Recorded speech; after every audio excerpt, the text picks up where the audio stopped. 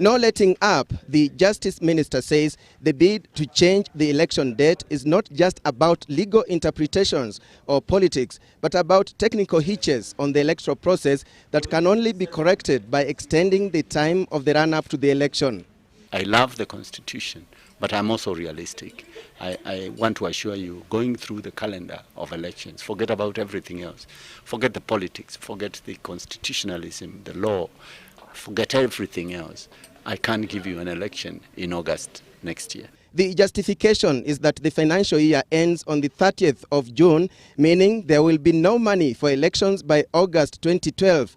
New boundaries, according to the bill, will not be ready in time for August 2012, yet the Constitution provides for 290 constituencies. Changing this provision requires a referendum.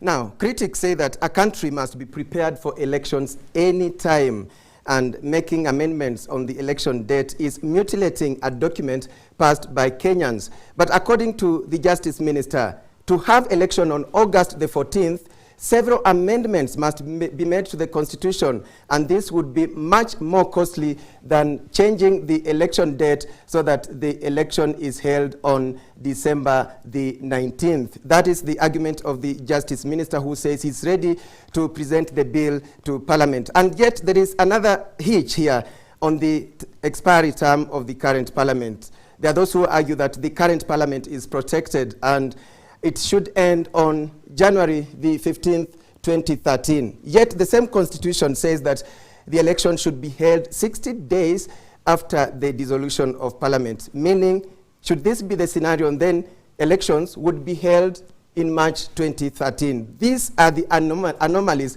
which the Justice Minister says must be corrected. So I only want one amendment. I will not allow another one during my term. I just want. Therefore, as a country, you have a choice. Accept it the way I've packaged it, or kill it. The other question is, what happens to the presidency given that the current presidential term ends on December the 30th?